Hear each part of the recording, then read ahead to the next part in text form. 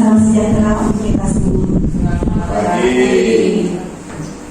Puji syukur marilah kita panjatkan di hadapan Tuhan Yang Maha Esa, karena berkat rahmat dan hidayahnya kita semua dapat berkumpul di ruangan ini dalam acara diseminasi penyebaran budaya baik positif atau budaya baik. Perkenankan saya sebagai moderator di sini membacakan susunan acara pada pagi hari ini. Yang pertama pembukaan, yang kedua sambutan dari Ibu Kepala Sekolah, yang ketiga penyampaian materi oleh Ibu Yunita Andriani sebagai CGP Angkatan 11, yang keempat doa, dan yang kelima adalah penutup. Sebelum saya buka, mohon maaf, yang terhormat Ibu Kepala Sekolah SD Negeri 1 Rama Gunawan, Bapak Ibu Dewan Guru beserta staf SD Negeri 1 Rama Gunawan yang saya hormati, ucapan terima kasih tak lupa kami sampaikan bisa ikut di sini mengikuti acara ini. Baiklah, kita lanjutkan ke acara yang pertama, yaitu pembukaan. Marilah kita buka acara ini dengan mengucap basmalah, dan untuk yang berbeda keyakinan disesuaikan dengan agamanya masing-masing. Bismillahirrahmanirrahim.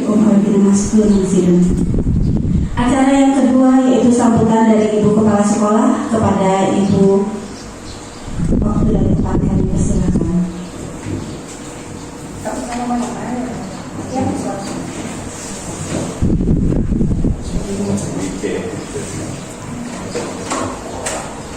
Selamat pagi Bapak Ibu semuanya. Pagi Bu. Pada kesempatan pagi hari ini ada teman kita, para guru penggerak, mengadakan penerapan budaya positif. Sebelum saya bicara ke penerapan ini, saya ucapkan kepada teman-teman terima kasih banyak atas waktunya, dan juga mohon doa terbaik biar terkabul kita kembali kalian. Apa tujuannya itu nanti berjalan dengan baik. Nah, ini maksud dan tujuannya penerapan budaya positif. Kalau kita sebagai Dewan Guru, yang nomor satu yang kita utamakan yaitu disiplin waktu. Kalau ada disiplin waktu, kita harus tepat waktu. Yang berapa jam 11 itu harus dimulai. Sebelum jam 11 dimulai, kalau bisa sudah berada di tempat. Itu budaya yang baik. Nah, untuk selanjutnya, untuk penerapan ini, terutama di bidang pendidikan, dalam mendidik di kelas, saya berharap sesuai dengan niat dan tujuan kalian dari awal. Kalian tujuannya sekolah, jurusan pendidikan, mendapat tujuan yang terbaik. Nah, setelah selesai sekolah menjadi guru, terapkan tujuan kalian itu, mana yang terbaik bagi kalian. Nah, untuk membina, kalau saya perhatikan di dalam membina, kalian sudah cukup bertanggung jawab di kelas, terus di luar ada jalan-jalan yang sehat, sudah cukup. Nah, untuk para guru penggerak, saya ucapkan selamat. Ini sudah berjalan yang ke berapa? Ke-11 sekarang. Ke-11, tapi pertemuan kita sudah yang kedua. Yang pertama lumayan bagus. Yang ketiga, walaupun tidak ada tamu dari luar, saya berharap juga berjalan lebih bagus. Untuk kalian-kalian, saya berikan tugas yang terbaik untuk teman kita. Pokoknya yang terbaik, jangan sampai menjatuhkan. Karena ini semua ini nanti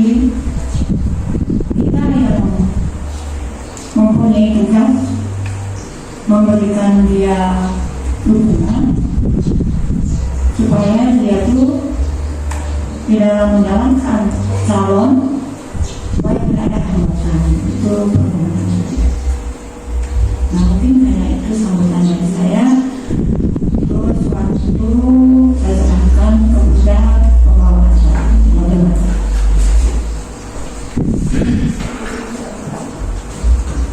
Terima kasih kepada Ibu Kepala Sekolah. Kita lanjutkan ke acara yang selanjutnya, yaitu acara yang ketiga, penyampaian materi oleh Ibu Yurita Andriani SPD sebagai angkatan GP angkatan 11. Waktu dan tempat kami persilakan.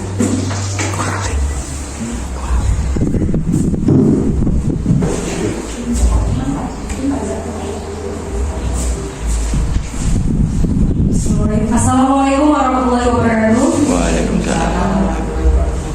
Om Swastiastu. Salam. Nama budaya. Salam kebajikan. Sampai tapi pun tapi kali puro. Yang saya hormat Ibu Kepala SD Negeri 1 Rama Gunawan, Bapak Ibu Guru beserta staf SD Negeri 1 Rama Gunawan yang saya hormati. Puji syukur marilah kita panjatkan kepada Allah Subhanahu wa taala, Tuhan yang Maha Esa, yang mana pada kesempatan pagi hari ini kita masih dapat berkumpul di ruangan ini dalam keadaan sehat, aman, orang bersama Allah. Salawat dan salam semoga Allah telah limpahkan kepada junjungan kita baginda Rasulullah Sallallahu Alaihi Wasallam yang syafaatnya saat kita nantikan di dini wa dunia hatal akhirah. Amin. Allahumma amin. Ya, Bapak Ibu Dewan Guru sekalian, di sini saya akan melakukan aksi nyata diseminasi penerapan budaya positif di sekolah. Sebelum saya masuk ke materi, kayaknya Bapak Ibu ini lemes ya, bisa aja kita experience dulu yuk. Yuk berdiri semua. Ayo. Ya, ketika saya ngomong cacing itu pendek, tangannya pendek. Ketika ngomong ular itu panjang, sambil di pelajaran sambil ngomong ular panjang, cacing pendek, gajah besar, semut kecil. Bisa Bapak Ibu? Bisa. Kita tes ya, pertama ya. Cacing pendek, ular panjang, gajah besar, semut kecil. Bisa? Bisa. Cacing kecil, cacing pendek, ular panjang, gajah besar, semut kecil. Mudah kan? Sekarang kita balik. Ketika saya ngomong cacing, itu kan kecil. Oh ini besar, ininya besar. Cacing, cacing panjang, ular pendek, gajah kecil, semut besar. Bisa? Bisa. Cacing pendek, tapi tangannya yang panjang. mulutnya pendek. Oh iya, mulutnya pendek tapi tangannya panjang. Cacing pendek, ular panjang, gajah besar, gajah besar, semut kecil, ular panjang, cacing pendek, gajah besar, semut kecil. Bisa ya, boleh tepuk tangan dulu kita semua. Boleh disebut lagi. Ngomong macam ini. Ini penting. Ini orangnya kan ngatur perbaikannya kok begitu. Ya, kita kembali ke materi ya Bapak Ibu. Itu ekspedisi kita untuk meningkatkan konsentrasi kita. Ya. Aksi nyata modul 1.4 tentang penyebaran pemahaman dan pengalaman penerapan budaya positif. Ya Bapak Ibu. Sebelumnya salam guru penggerak. Mari belajar berkolaborasi, saling mendukung demi mewujudkan disiplin positif di sekolah kita tercinta ini. Ya, ini yang akan kita bahas Bapak Ibu. Jadi ada beberapa konsep utama dari modul budaya positif. Yang pertama yaitu adanya perubahan paradigma belajar, kemudian disiplin persepsi perilaku manusia, posisi kontrol restitusi, keyakinan kelas, dan segitiga restitusi. Pasti Bapak Ibu bingung ya, apa ini? Ya, ini yang akan kita pelajari Bapak Ibu. Ya, ini. Yang pertama yaitu pembelajaran dengan paradigma baru. Pembelajaran dengan paradigma baru merupakan pembelajaran yang dirancang berdasarkan prinsip pembelajaran berdiferensiasi, sehingga para peserta didik belajar sesuai kebutuhannya berdasarkan tahap perkembangan sesuai teori psikologi modern untuk mewujudkan profil pelajar Pancasila. Pada pendampingan 2 kemarin, saya sudah menjelaskan tentang profil pelajar Pancasila itu ada berapa dimensi. Bapak Ibu masih ingat? Masih ingat Bapak Ibu ada berapa? Ada 6. Beriman bertakwa kepada Tuhan Yang Maha Esa, berakhlak mulia, berkebinekaan global, bergotong royong, kreatif, bernalar kritis, dan mandiri. Itulah profil pelajar Pancasila sesuai visi kita yang kita buat bersama ketika pendampingan kemarin. Nah, ini bagaimana cara mengubah paradigma dari stimulus respon ke pendekatan teori kontrol. Karena apa? Selama ini kita menggunakan yang namanya stimulus respon, ya. Akan tetapi ketika ada paradigma perubahan, maka stimulus respon ini kita ubah nantinya ke pendekatan teori kontrol. Bagaimana seseorang bisa berubah dari paradigma stimulus respon kepada pendekatan teori kontrol? Stephen pada Principle Center Leadership tahun 1991 itu mengatakan bahwa bila kita ingin membuat kemajuan perlahan, sedikit-sedikit, ubahlah sikap atau perilaku Anda. Namun bila kita ingin memperbaiki cara-cara utama kita, maka kita perlu mengubah kerangka acuan kita. Ubahlah bagaimana Anda melihat dunia, bagaimana Anda berpikir tentang manusia. Ubahlah paradigma Anda, skema pemahaman dan penjelasan aspek-aspek tertentu tentang realitas. Di sini ada Bapak Ibu, stimulus respon dan teori kontrol. Ketika kita mengatakan stimulus respon, maka yang ada kebutuhan murid itu sama. Padahal kebutuhan murid itu berbeda setiap anak. Kemudian kita mengatakan bahwa semua orang itu melihat hal yang sama. Akan tetapi setiap orang memiliki gambaran yang berbeda. Ketika kita mencoba mengubah orang agar berpandangan sama dengan kita, akan tetapi kenyataannya kita harus berusaha memahami pandangan orang lain tentang dunia. Di mana perilaku buruk dilihat sebagai suatu kesalahan di stimulus respon, akan tetapi di teori kontrol semua perilaku memiliki suatu tujuan. Di mana stimulus respon orang lain bisa mengontrol diri kita, di teori kontrol hanya Anda yang bisa mengontrol diri Anda sendiri. Di stimulus respon saya bisa mengontrol orang lain, akan tetapi di teori kontrol Anda tidak bisa mengontrol orang lain. Kemudian pemaksaan ada pada saat tujuannya gagal, akan tetapi dalam teori kontrol kolaborasi dan konsensus menciptakan pilihan-pilihan baru. Dan model berpikir menang dan kalah di stimulus respon, tetapi di teori kontrol itu model berpikir yang menang dan nggak ada yang kalah, nggak ada yang menang. Jadi semua sama. Ya Bapak Ibu, selanjutnya yaitu disiplin positif. Ya, disiplin positif. Dalam budaya kita, makna kata disiplin dimaknai menjadi sesuatu yang dilakukan seorang pada orang lain untuk mendapatkan kepatuhan. Kita cenderung menghubungkan kata disiplin dengan ketidaknyamanan. Benar atau benar? Jadi ketika kita mendengar kata disiplin atau kita mengatakan kata disiplin, mau nggak mau kan semua harus mematuhi kan?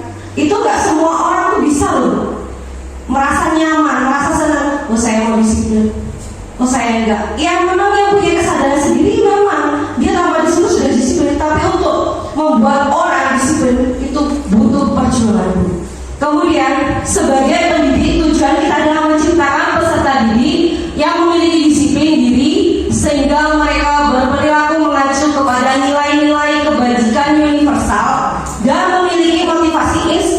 dalam perubahan perilaku ke arah yang lebih baik. Nah, ini nanti kita pelajari. Bapak Ibu, kita nanti pelajari tentang nilai-nilai kebajikan universal itu yang seperti apa. Motivasi itu nanti ada motivasi yang eksternal dan internal. Nanti kita pelajari, tolong ini disimpan dulu nilai-nilai kebajikan universal.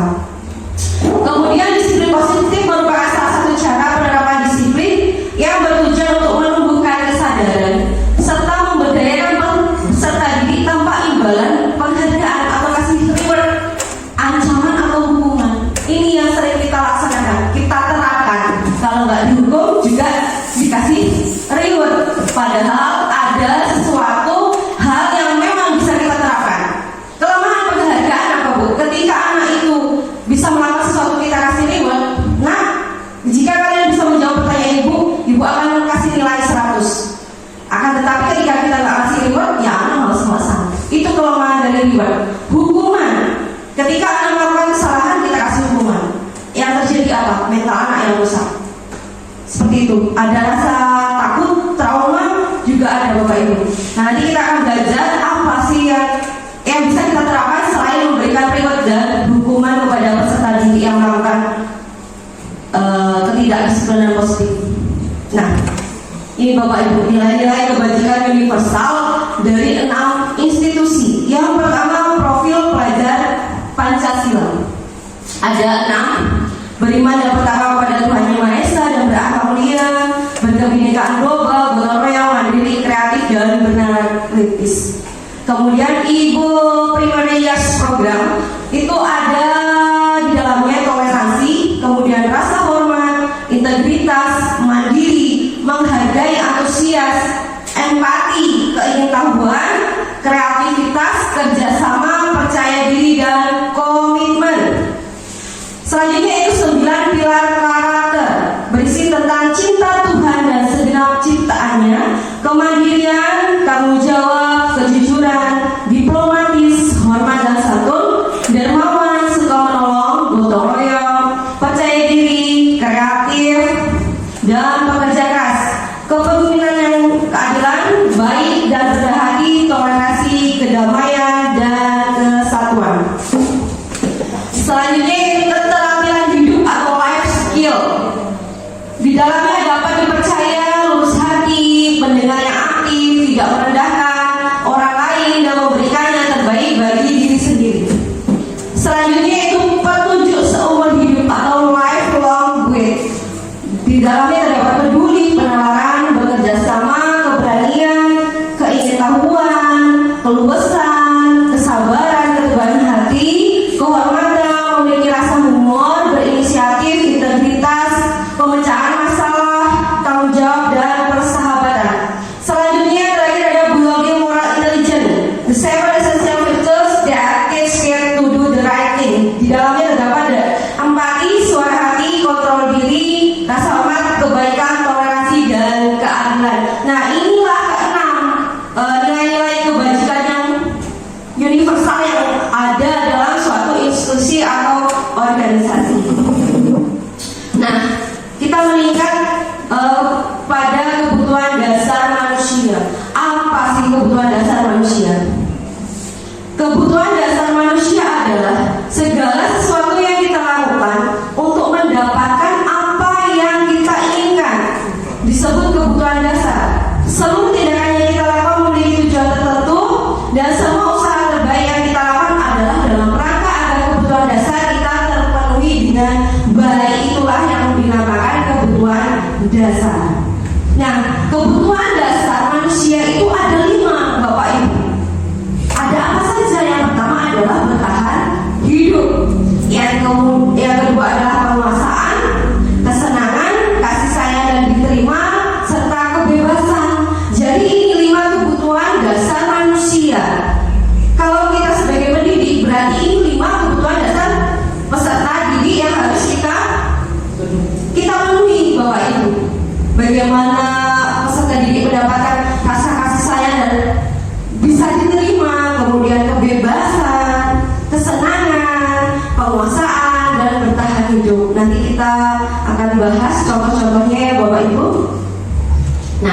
kita kembali ke motivasi perilaku manusia yang selanjutnya.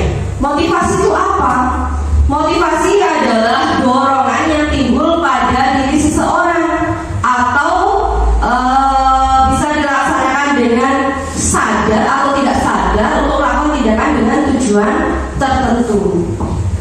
Nah, Jurgen Gosen dalam bukunya Restructuring School Discipline menyatakan ada 3 motivasi perilaku manusia. Yang pertama adalah untuk menghindari ketidaknyamanan atau hukuman. Hukuman ini termasuk motivasi ekstrinsik, datangnya dari luar. Yang kedua yaitu untuk mendapatkan imbalan atau penghargaan dari orang lain, seperti reward tadi itu penghargaan. Dan ketiga adalah untuk menjadi orang yang mereka inginkan dan menghargai diri sendiri dengan nilai-nilai yang mereka percaya. Ini motivasi intrinsik. Nah, ini yang selanjutnya adalah konsep disiplin dengan identitas gagal. Di awal saya sudah mengatakan bahwasannya disiplin positif biasanya yang kita terapkan adalah dengan pemberian hukuman atau konsekuensi dari tindakan yang salah. Akan tetapi hukuman dan reward ini bisa kita ganti dengan restitusi, Bapak Ibu. Bagaimana nanti penerapan restitusi? Nanti kita belajar bersama. Nah, ini penjelasan konsep disiplin. Konsep disiplin ada 3: hukuman, konsekuensi, dan restitusi. Hukuman adalah sesuatu yang menyakitkan harus terjadi, kemudian tidak nyaman untuk jangka panjang jika diterapkan. Korban mendapatkan ketidakadilan, dan murid atau anak atau peserta didik akan tersakiti ketika mendapatkan hukuman. Yang kedua yaitu konsekuensi. Konsekuensi ini sesuatu yang harus terjadi, menimbulkan ketidaknyamanan untuk jangka pendek. Korban bisa diabaikan, murid atau anak dibuat tidak nyaman. Jadi ketika anak itu merasa melakukan kesalahan, maka kita akan menanyakan, apa nak konsekuensi jika kamu tidak mengerjakan PR? Hormat Bu, di depan yang bendera nih 1 jam, misalkan seperti itu. Yaudah, kalau nggak mengerjakan kan konsekuensinya segitu. Anak sudah membuat sendiri, apa konsekuensinya? Tetapi apa? Kita merasa anak itu diabaikan. Kita kalau udah mikir lagi, yaudah kamu nggak mengerjakan, kamu nggak bendera. Itu konsekuensi kamu nggak mengerjakan PR. Nah, seperti itu. Ini konsekuensi. Akan tetapi yang paling bagus adalah restitusi, di mana restitusi ini adalah merupakan pilihan menguatkan murid dalam jangka waktu panjang. Korban mendapatkan ganti, murid atau anak mendapatkan penguatan. Kita nggak menghukum, kita nggak kasih reward. Nah, tapi kita mendidik anak itu bisa tahu salahnya sendiri tanpa kita menghukum. Sama seperti itu. Itulah restitusi. Ini berlaku untuk jangka panjang. Nah, ini konsep disiplin pendekatan restitusi, sebuah cara menanamkan disiplin positif pada peserta didik. Ketika kita mendengar kata restitusi, apa sih arti restitusi itu? Jadi restitusi adalah sebuah cara atau proses menciptakan kondisi baik peserta didik untuk memperbaiki kesalahan mereka, sehingga mereka bisa kembali pada kelompok mereka dengan karakter yang lebih kuat. Itu menurut Gosen tahun 2004. Nah, ciri-ciri restitusi itu apa saja? Yang pertama, kita belajar dari kesalahan, bukan menebus kesalahan. Memperbaiki hubungan, tawaran bukan paksaan. Menuntut untuk melihat ke dalam diri mereka, mencari kebutuhan dasar yang diperlukan. Fokus pada karakter, bukan tindakan, dan fokus pada solusi, bukan hukuman. Nah, nih contohnya yang sering kita hadapi Bapak Ibu, perbedaan dalam analisis kasus. Kasusnya apa Bapak Ibu? Ketika siswa tidak mengerjakan PR. Kasusnya adalah siswa tidak mengerjakan PR. Ketika hukuman itu, guru memberikan hukuman pada siswa untuk keliling lapangan basket selama 10 putaran. Ini termasuk hukuman, ya. Ini pernah diterapkan atau tidak Bapak Ibu? Pernah ya? Pernah. Kalau Bapak guru PJOK jadi pernah ya? Guru marah dan murid menjadi takut. Iya, ketika anak tidak mengerjakan, kamu ini nak, gak ngapain aja di rumah, tidak besok lagi tidak mau sekolah, mau wedi.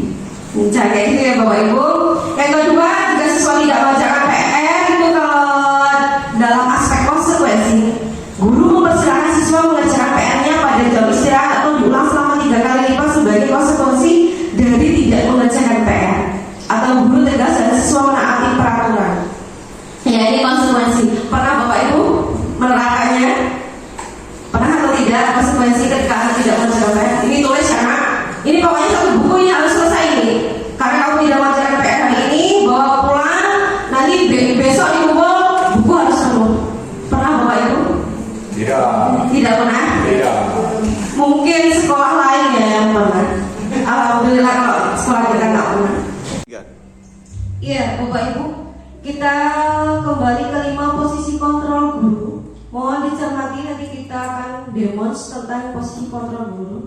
Jadi Gosen itu dalam bukunya Restitution Restructuring School Discipline tahun 1998 itu mengungkapkan bahwa guru perlu meninjau kembali penerapan disiplin di dalam ruang-ruang kelas selama mereka melakukan pengajaran. Apakah telah efektif?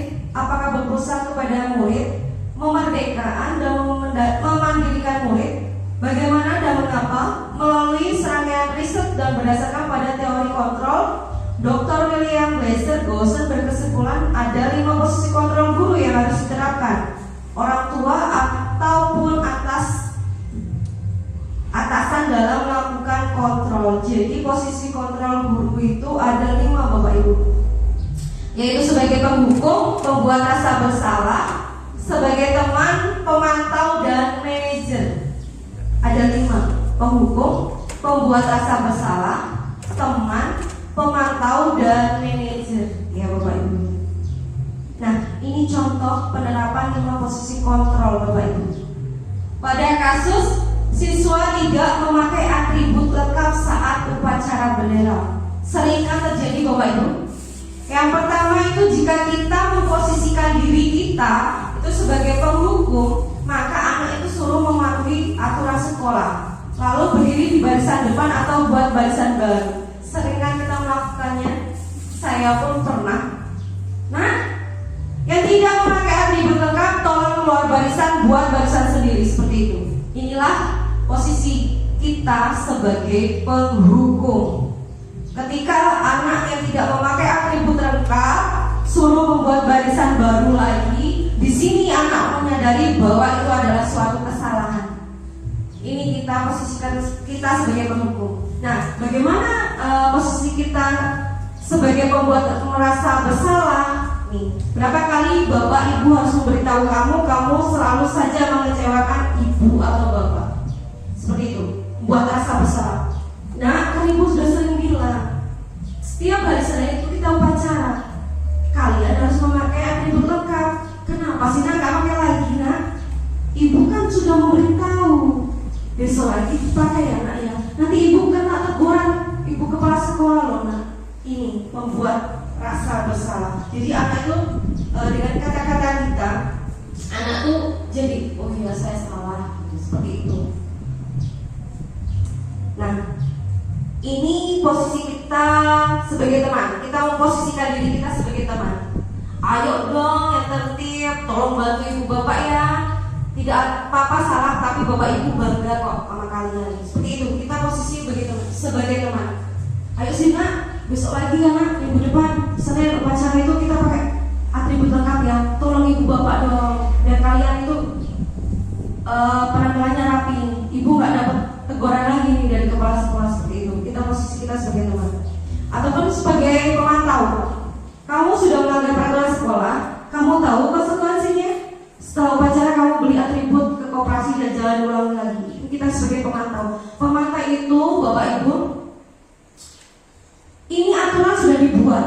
Jadi ketika anak salah, itu yang kita bilang. Misalkan ini tadi tidak memakai atribut, ya udah, karena ini aturan, kamu beli, lengkapin atribut kalian.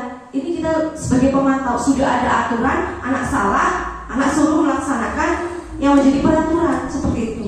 Ini posisi pemantau. Nah, itu bapak ibu. Ini contoh penerapan 5 posisi kontrol. Yang pertama, siswa tidak memakai atribut lengkap upacara tadi. Yang kelima adalah posisi kita sebagai manajer. Apakah kamu tahu kesalahanmu? Bagaimana kira-kira kamu memperbaiki kesalahanmu ketika kita menjadi manajer? Nah, kamu tahu nggak kenapa sih dipanggil ke ruang kepala sekolah ini? Pasti kan anak misalkan jawab, iya bu, saya nggak pakai atribut lengkap. Nah, kira-kira bagaimana cara memperbaiki kesalahanmu hari ini? Iya bu, saya janji minggu depan saya akan rapi. Nah, ini kalau kita memposisikan diri kita sebagai manajer, kita kasih tahu, kita bertanya apa kesalahannya, kemudian apa cara untuk memperbaiki kesalahan tersebut.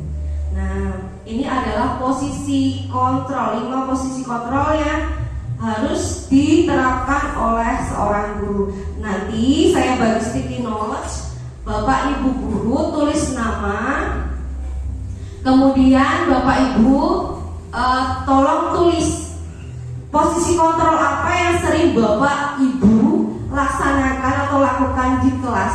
Nanti ditempel di posisi kontrol yang ada di, saya tempel di tembok ya Bapak Ibu ya.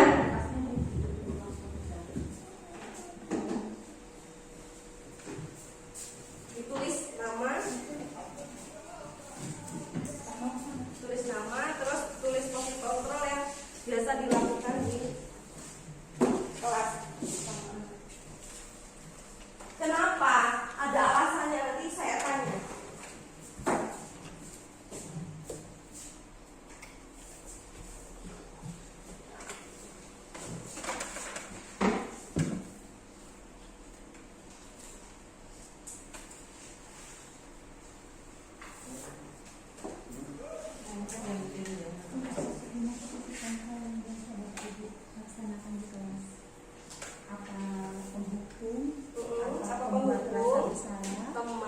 Pembuat rasa bersalah, manajer.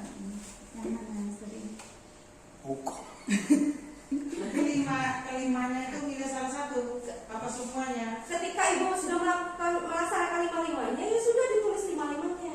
Jika hanya satu, misalkan, nih saya seringnya hukum nih karena nggak PR, hukum aja, udah hukum. Nanti saya tanya satu-satu, kenapa Pak yang ditulis seperti itu? Contohnya namanya sebenarnya itu. Nama Sudiati. Iya, ditulis namanya. Aku ngomong gitu. Kalau sudah ditempel Bapak Ibu. Posisi kontrol, penghukum, pembuat rasa bersalah, teman, pemantau, dan manajer.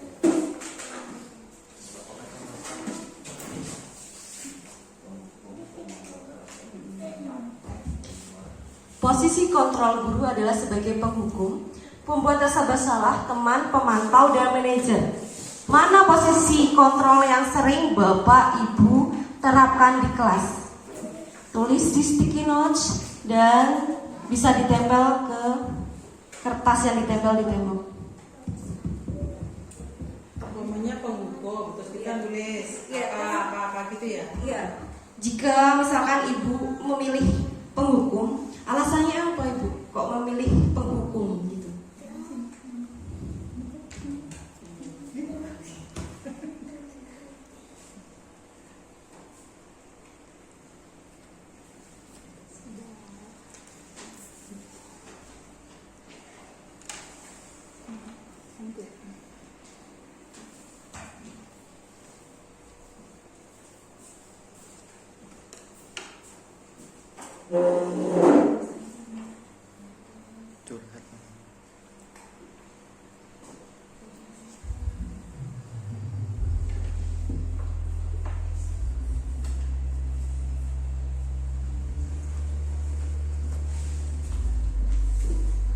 Sudah Bapak Ibu? Jika sudah, tempel saja.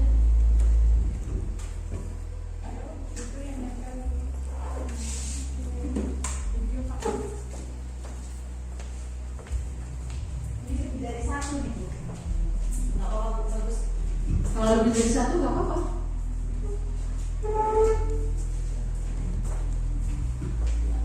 Iya. Dapat 5 kan seperti itu. Aduh, iya.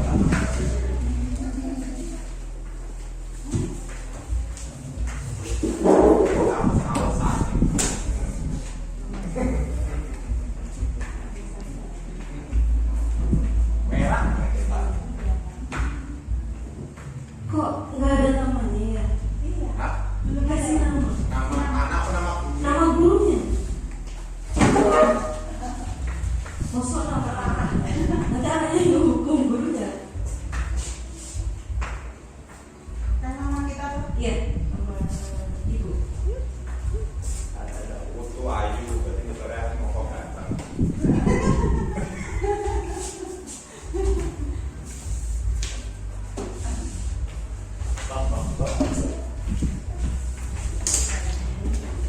Siap-siap nanti saya tanya satu persatu. Jadi ini kok nulisnya merah loh. Enggak, bukan tinta merah kok.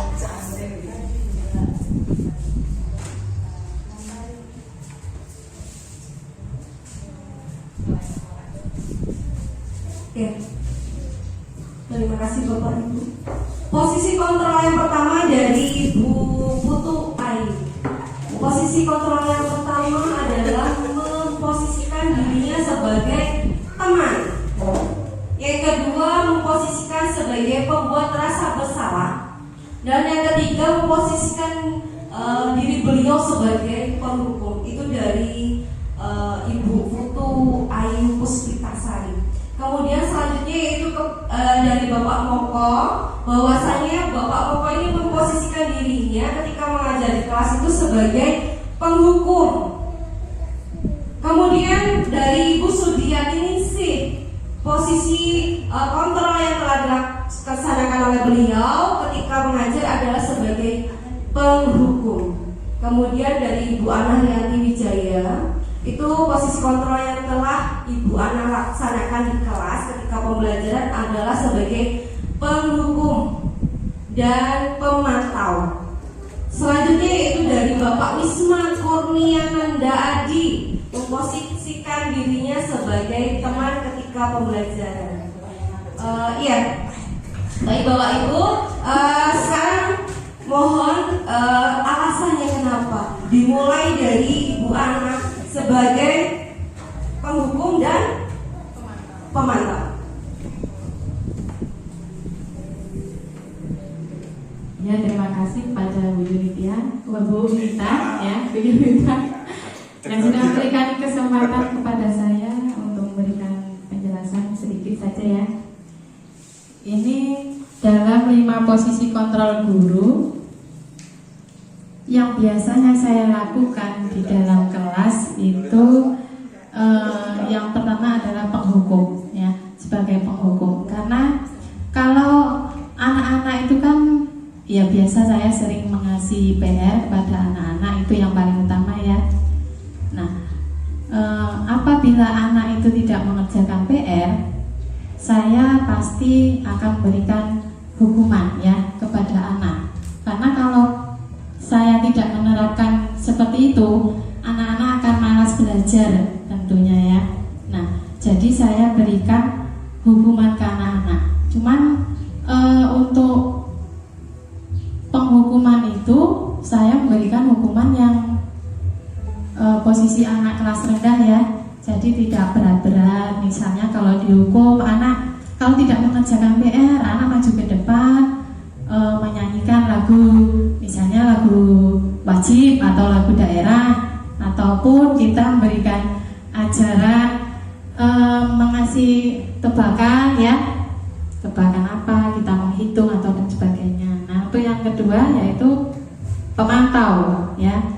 Nah, ini saya sering melakukan ataupun melihat dari seragam anak-anak ya, apalagi kalau kita ada kegiatan-kegiatan seperti kegiatan pramuka ya dan sebagainya. Nah, itu anak diharuskan memakai seragam lengkap gitu kan. Nah, jadi apabila ada anak yang tidak memperhatikan tentang perlengkapan, ya saya harus tegas ya. Saya memberikan arahan untuk anak-anak supaya bisa memakai seragam lengkap ya, atributnya. Mungkin itu saja yang bisa saya sampaikan. Terima kasih. Super sekali, kita beri tepuk tangan. Ya, jadi dari pemaparan dari Bu Ana sebagai kontrol itu penghukum, di mana Bu Ana menerapkan hukuman di sini, hukuman yang bersifat positif. Contohnya anak disuruh maju ke depan, suruh menyanyikan sebuah lagu nasional. Jadi di samping anak itu dihukum karena tidak mengerjakan PR, dampak positifnya apa? Anak bisa mengenal, bisa menyanyikan lagu, bisa mengingat, menghafal lagu nasional. Itulah penghukuman positif. Yang selanjutnya yaitu kepada Bu Sudiati.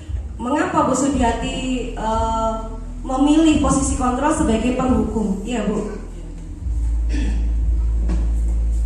Ya, terima kasih kepada Ibu moderator karena saya diberi kesempatan untuk memberikan posisi kontrol hukum. Kalau yang saya terapkan di kelas adalah setiap ada PR itu anak kadangkala lupa membawa buku, lupa mengerjakan PR dengan alasan pelajaran hari ini apa ya Bu? Nggak nyatet jadwal Bu, tapi saya lupa. Nah, PR-nya tidak dikerjakan. Kalau yang saya terapkan, saya suruh kerjakan kembali PR itu, dan nanti hukumannya adalah karena kami bidang agama ya Bu, jadi paling nggak membaca surat-suratan yang hafal surat umpamanya Watini, terus al-alaq. Kalau kelas rendah mungkin ya huruf hijaiyah, seperti itu, supaya anak nanti saya beri hukuman, anak tidak akan meremehkan kita sebagai guru kalau tidak dikerjakan PR-nya. Alah Bu Sudi kemarin tidak mengerjakan PR, nggak masalah. Itu tetap aja kami tuntut anak-anak saya suruh kerjakan tugas. Seperti itu. Terima kasih. Super sekali, tepuk tangan biar suasananya hidup. Jadi kebanyakan kita itu memposisikan diri kita sebagai pemantau ataupun penghukum. Tetap ya ada hukuman bagi anak yang tidak melaksanakan disiplin positif. Satu lagi, siapa yang mau? Ya, Bapak mau kok.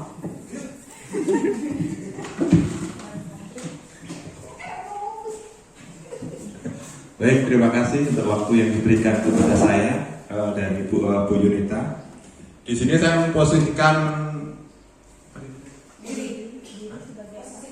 posisi kontrolnya sebagai penghukum karena supaya bisa memberi efek jera. Soalnya kebanyakan anak-anak sekarang itu kalau diberi PR tidak dikerjakan dengan di sini saya memilih metode penghukum supaya anak itu menjadi lebih jera, karena kebanyakan anak itu tidak mengerjakan PR dengan alasan lupa.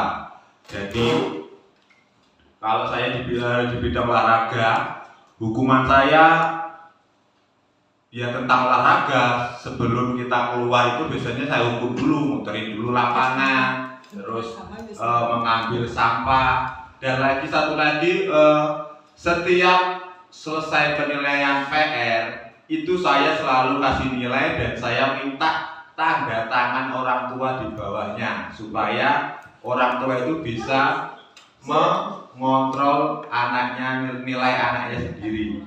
Itu aja Bu, terima kasih Bu. Super sekali, tepuk tangan buat Bapak Mogok. Iya Bapak Ibu, ternyata kita masih memposisikan diri kita sebagai penghukum, di mana anak ketika melakukan suatu kesalahan, kita pasti memberikan hukuman kepada anak. Untuk apa tujuannya? Mereka biar jera. Akan tetapi Bapak Ibu, yang akan kita bahas ini penting Bapak Ibu, agar kita itu menghindari suatu hukuman dan konsekuensi. Apa itu? Yang pertama yang kita lihat bareng-bareng Bapak Ibu tentang keyakinan kelas. Mengapa keyakinan kelas? Mengapa bukan peraturan kelas?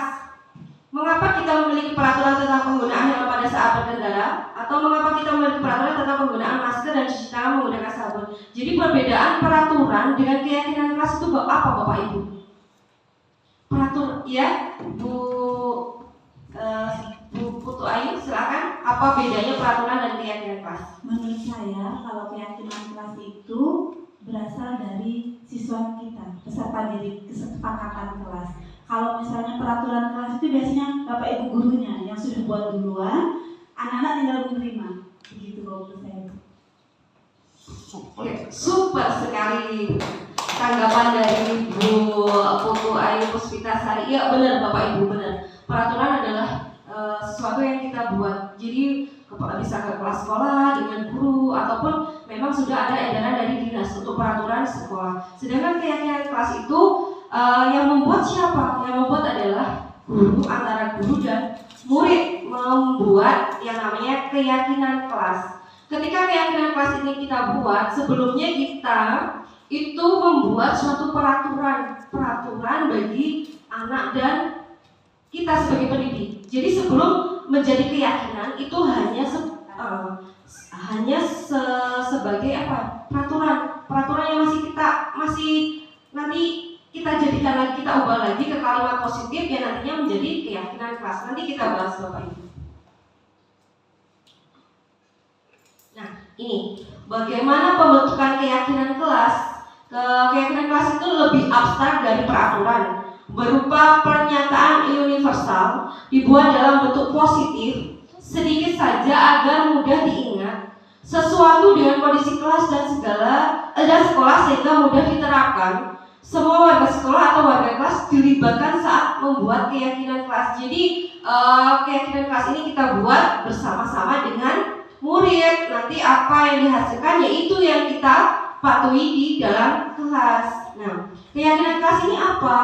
Hormat yang pertama. Kami meyakini bahwa sangat penting untuk menghormati semua orang dan milik orang lain. Biasanya kita kebajikan universal dari keyakinan kelas itu hormat menghormati. Yang kedua adalah bekerja, di mana kami meyakini bahwa sangat penting untuk mengerjakan segala pekerjaan atau mengikuti kegiatan yang telah ditugaskan. Jadi bekerja itu sesuai dengan keyakinan kita buat, misalkan disiplin waktu ketika belajar. Kemudian diterima dan dimiliki. Kami meyakini bahwa sangat penting untuk merasa diterima pada suatu kelompok dan saling peduli satu dengan yang lain. Ya, jadi diterima dan dimiliki ini harus ada di keyakinan kelas. Kenapa?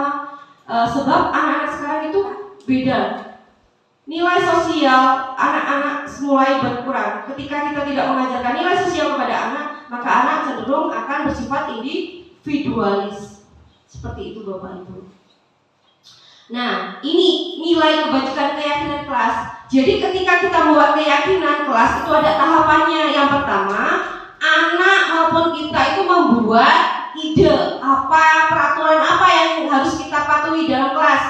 Tuh, nanti langkah keduanya apa? Dari kalimat-kalimat yang dibuat oleh anak, itu kita jadikan kalimat positif. Setelah menjadi kalimat positif, itu baru nanti kita ubah ke dalam nilai kebajikan keyakinan kelas. Ini Bapak Ibu, banyak nilai kebajikan keyakinan kelas. Contohnya apa misalkan? Tidak boleh membuang sampah sembarangan. Itu misalkan peraturan dari anak kita, misalkan Ani. Nah, itu kita pindah lagi, kita ubah menjadi kalimat positif. Kita kan nggak boleh memakai kata tidak atau jangan, kan? Nah, itu kita ganti dengan apa? Misalkan jaga kebersihan kelas, misalkan seperti itu. Nah, nilai kebajikan keyakinan kelas yang kita mau ambil itu apa? Dari jaga kebersihan kelas itu masuk ke mana Bapak Ibu? Dari nilai kebajikan keyakinan kelas ini masuk ke mana? Ke elemen yang mana? Kebersihan. Seperti itu Bu. Jadi kita buat peraturan, ubah ke kalimat positif, kemudian tentukan nilai kebajikan, baru terbentuklah keyakinan kelas. Banyak kan Bapak Ibu nilai kebajikan keyakinan kelas? Kalau kita hitung berapa nih? 1, 2, 3, 4, 5, 6, 7, 8, 9, 10 kali 4 berapa Bu? 40 nilai kebajikan universal keyakinan kelas. Nah, ini selain di samping hukuman dan konsekuensi, harusnya seorang pendidik itu harus menggantinya dengan segitiga restitusi. Ini restitusi. Ya, maaf salah ketik itu. Segitiga restitusi itu apa? segitiga restitusi adalah proses menciptakan kondisi bagi murid untuk memperbaiki kesalahannya sehingga karakter mereka lebih kuat ketika kembali pada kelompoknya.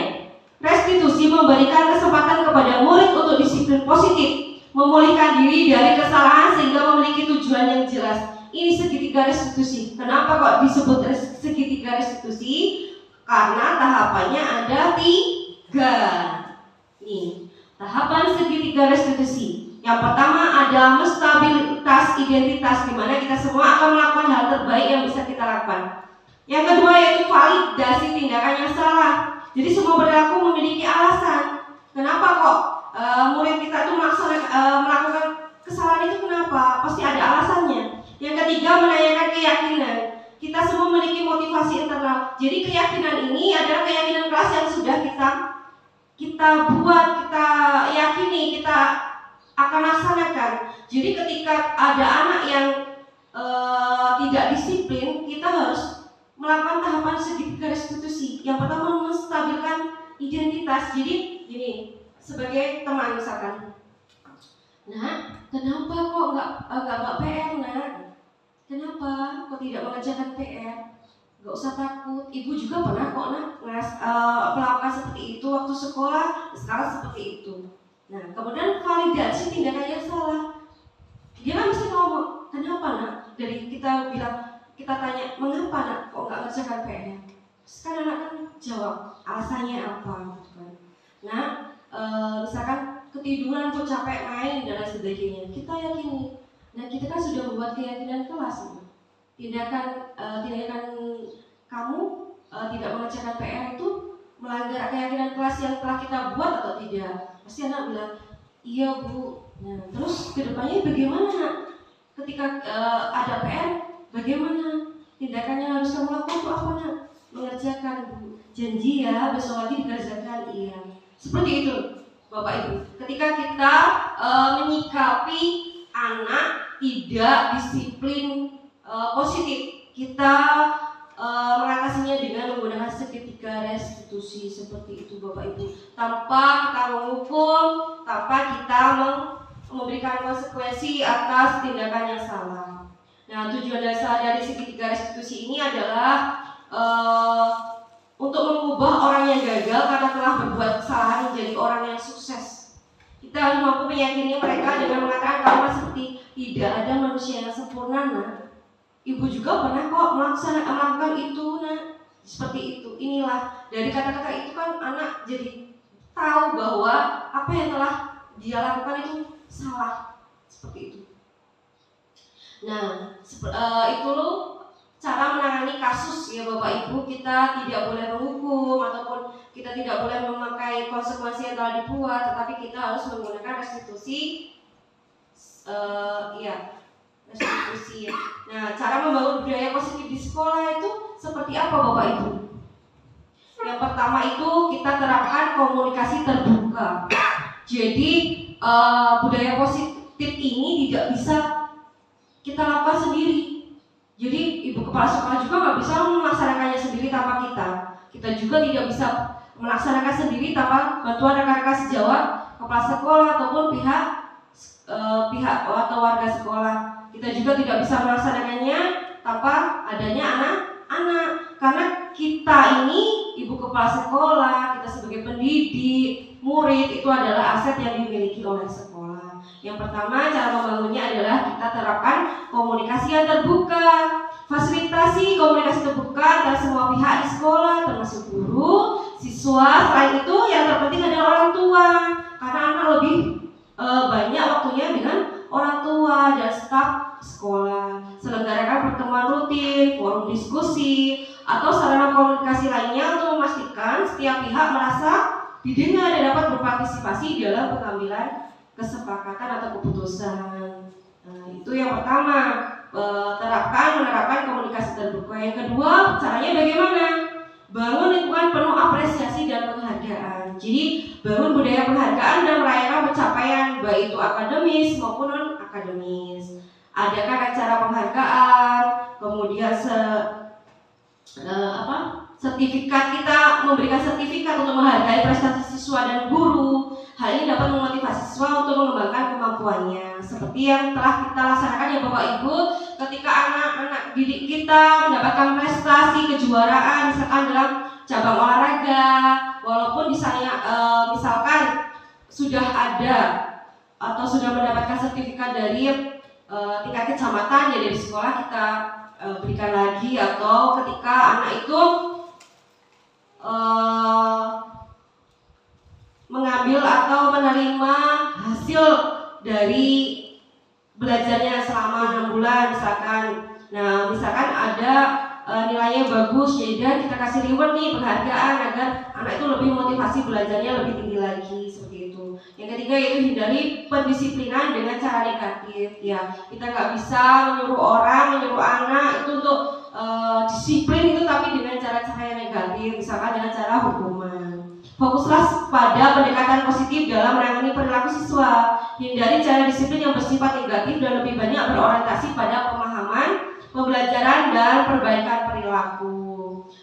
Benar kata Bu Ana dan Bu Sudi tadi, kita menghukum anak tetapi hukumannya tetap positif. Ada pengetahuan-pengetahuan baru yang nantinya akan dikembangkan dalam diri anak. Yang keempat itu cara membangun budaya positif di sekolah adalah dengan seimbangan target akademis dan kesejahteraan emosional siswa. Pendekatan yang seimbang ini memastikan bahwa tidak hanya pengetahuan akademis yang berkembang, tetapi juga perasaan dan kesehatan mental siswa tetap terjaga, seperti itu. Yang kelima yaitu terapkan etika kerja positif. Jadi bangun etika kerja positif di antara staf dan guru. Fasilitasi pelatihan atau workshop untuk meningkatkan keterampilan interpersonal, manajemen konflik, dan pemecahan masalah. Semakin positif hubungan di antara staf, semakin positif pula budaya sekolah. Ya, jadi Bapak Ibu, ini memang benar, etika kerja positif ini harus kita tingkatkan Bapak Ibu. Ketika ada masalah sedikit, harus kita cepat-cepat kita tangani.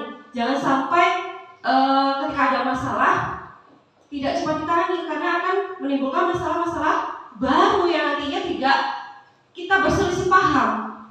Harusnya semua warga atau pihak sekolah itu satu arah. Kita tujuannya sama, apa yang akan kita capai itu sama. Jadi yaitu nanti akan terbiasa dan akan tercapai budaya positif di sekolah kita. Yang keenam adalah tanamkan pendidikan karakter pada siswa. Untuk menerapkan budaya positif di sekolah, guru perlu menanamkan pendidikan karakter siswa. Siswa harus diajarkan nilai-nilai seperti integritas, kejujuran, tanggung jawab, kerjasama, dan rasa empati. Ya benar Bapak Ibu, ini adalah karakter pada siswa yang harus kita terapkan, di mana kejujuran itu penting, kemudian tanggung jawab, kerjasama, dan rasa empati ini satu kesatuan yang memang tidak bisa dilepaskan, nggak bisa kita pisahkan.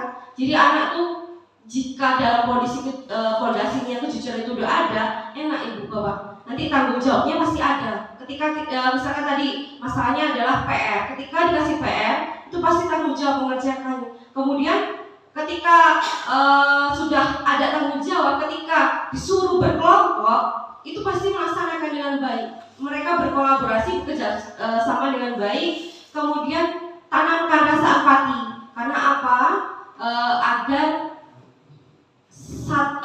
dalam kelas itu senasib sepenanggungan. Jadi apa yang dirasakan oleh misalkan yang sedih juga turut dirasakan oleh semua gitu. Jadi senasib sepenanggungan. Nah, itu cara membangun budaya positif di sekolah Bapak Ibu. Nah, ini tadi posisi kontrol sudah kita terapkan. Yang selanjutnya itu kita belajar membuat pembuatan keyakinan kelas. Ya Bapak Ibu, saya beri sticky notes lagi. Bapak Ibu belajar misalkan jadi murid, saya jadi gurunya, kita akan membuat keyakinan kelas. Ya Bapak Ibu ditulis lagi namanya, kemudian nanti ditempel ke depan.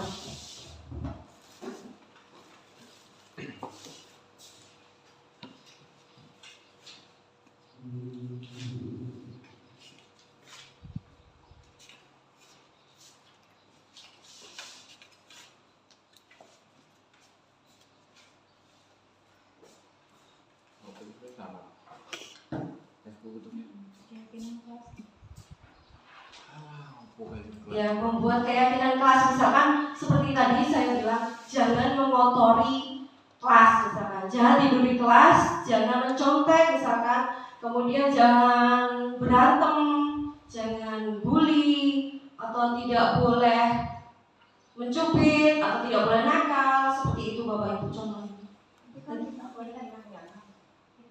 Iya, cacanya Bapak Ibu jadi muridnya. Kita membuat keyakinan kelas, tulis seperti itu, terserah Bapak Ibu mau nulis seperti apa.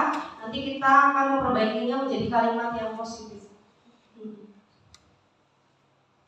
Kita belajar untuk ditempel lagi di keyakinan kelas.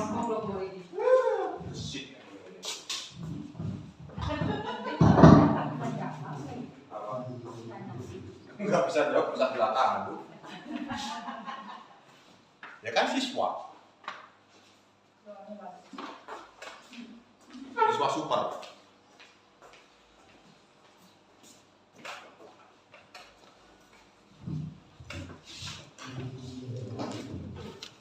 Ya, kalau sudah ditempel Bapak Ibu.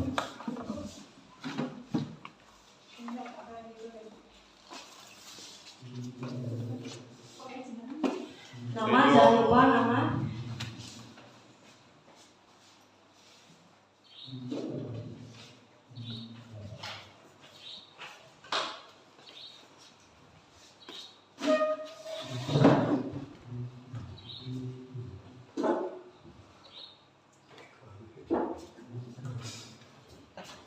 Jangan minum Pak Rapan. Baru kasus ini normal dibuat ya. Minumnya jangan nyumput-nyumput. Sudah semua ya Bapak Ibu. Ya, saya akan membacakan hasil dari Bapak Ibu sebagai murid untuk membuat keyakinan kelas yang pertama dari Pak Moko itu jangan makan di kelas. Ini nggak apa-apa Bapak Ibu. Misalkan nanti Bapak Ibu habis sosialisasi ini, nanti di setiap kelas Ibu Bapak buat keyakinan kelas di kelas Bapak Ibu sendiri-sendiri ya. Terserah Bapak Ibu mau apa. Ketika anak dan ibu itu misalkan punya kesepakatan boleh makan selama pembelajaran ya nggak apa-apa jika itu disepakati loh Bapak Ibu ya. Itu menurut Bapak Ibu. Keyakinan kelas itu dibuat untuk murid, untuk Anda dan dilaksanakan secara bersama-sama ya. Ini dari Pak Moko jangan makan di kelas. Kemudian dari Bu Putu tertib saat mengikuti pelajaran. Dari Pak Wisma jangan ribut di kelas. Dari Bu Sudi gotong royong. Dari Bu Ana tidak boleh buang sampah sembarangan dan tidak boleh mencontek. Nah, ini baru peraturan yang kita buat. Ini belum keyakinan Bapak Ibu. Sekarang kita buat kalimat positifnya. Kita tidak boleh menggunakan kata tidak boleh dan jangan. Usahakan kalimat itu positif. Aslinya maknanya sama.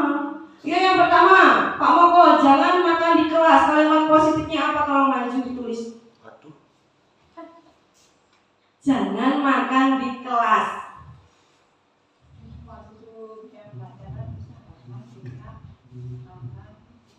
Jangan pakai kata jangan. Tidak diperbolehkan menggunakan kata jangan dan tidak boleh.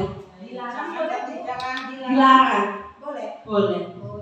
Dilarang makan di kelas. Tulis Pak Moko. Bahasa apa sih bahasa baik dan benar itu? Dilarang. Ya, 1. Sini. Pakai spidol Pak. Dan ketoro. Nah, 1. Dilarang.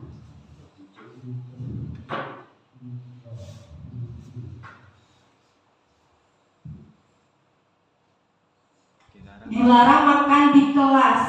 Kemudian langsung dikasih tanda panah. Nilai kebajikannya apa Pak Moko?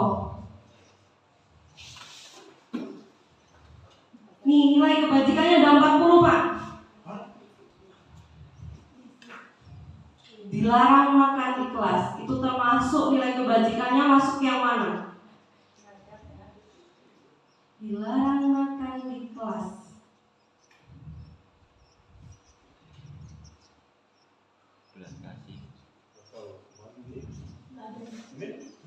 Itu toleransi saling menghormati. Toleransi kita untuk rasa jajan tidak jajan. Ayo Bapak Ibu apa kira-kira dilarang makan di kelas itu masuk ke kebajikan apa Bapak Ibu? Disiplin. Disiplin ya? Ya, disiplin. Disiplin. Apa tanggung jawab dia? Tanggung jawab ya? Iya, masuk tanggung jawab. Tanggung jawab ya? Ada tanggung jawab. Disiplin nggak ada, itu atas nomor 2. Nomor 2, tanggung jawab. Iya. Dilarang makan kelas. Kita prinsip juga ya. Rasa hormat juga iya, harus ada kebijaksanaan bisa, ketegasan bisa, ya semua bisa lah. Iya. Lebih masuk ke mana Bapak Ibu? Kita masuk ke mana? Komitmen ya. Komitmen aja Bapak. Dilarang makan di kelas itu komitmen. Kita bersama antara murid dan guru mempunyai komitmen bahwasanya dilarang makan di kelas.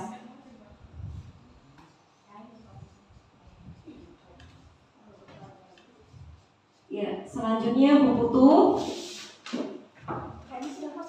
Sudah positif tulis saja Bu, nggak apa-apa. Cacanya kita buat keyakinan kelas. Tertib saat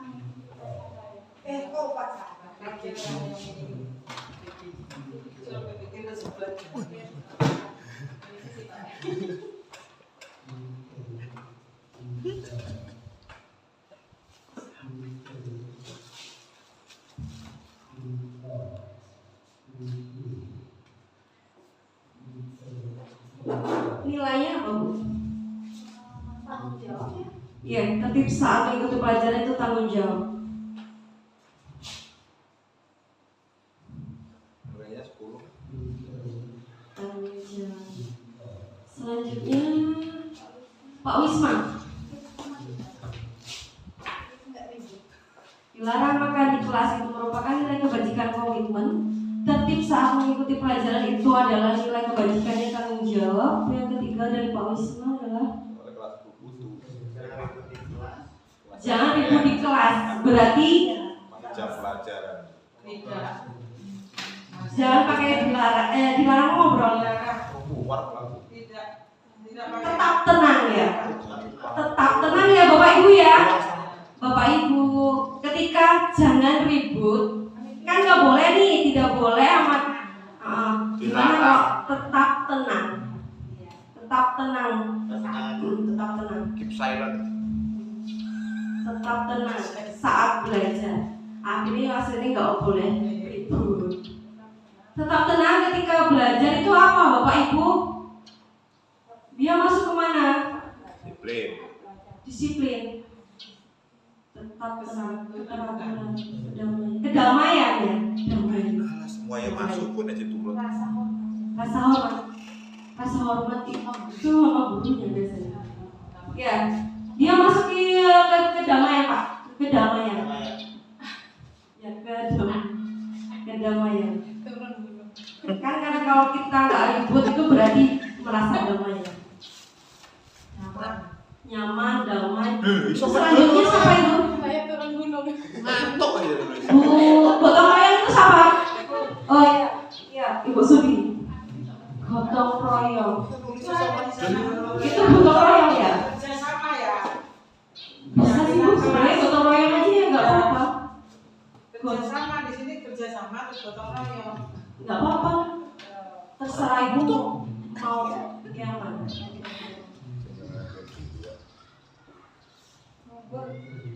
Nah, Inilah keyakinan kelas yang kita dapatkan Bapak Ibu.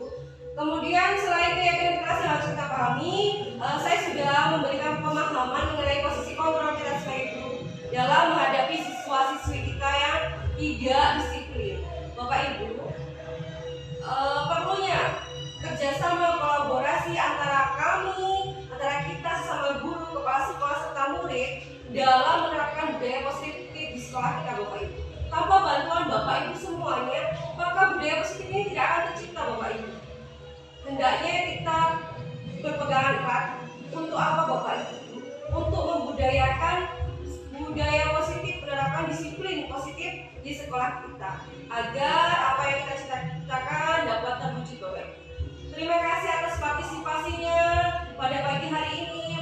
Bapak Ibu dapat menemani saya dalam aksi nyata saya Bapak Ibu menerapkan budaya positif sesuai modul 1.4 Bapak Ibu, yang nantinya semoga apa yang saya paparkan bermanfaat bagi Bapak Ibu semua, khususnya dalam pembuatan keyakinan kelas dan titiknya dapat diterapkan di kelas Bapak Ibu masing-masing.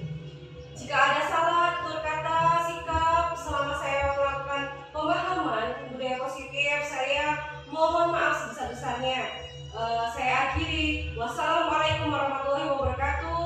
Om Santi Santi Santi Om. Salam nama budaya. Penono bahasa sikam mbak nyaman diowat bahasa sikam kurang lucu dimeteng maaf balimpur.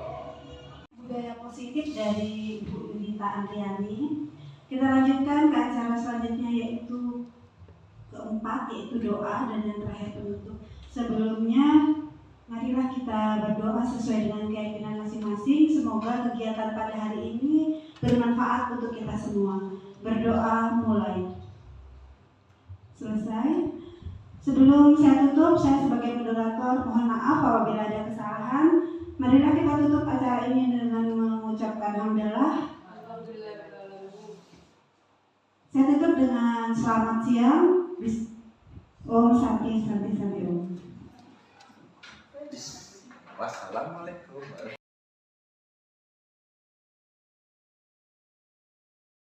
Aku Raya, aku kelas 3. Aku sudah membuat ini dengan teman-teman dan Bu Yunita. Aku akan menaati ini dengan baik. Terima kasih Bu Yunita. Saya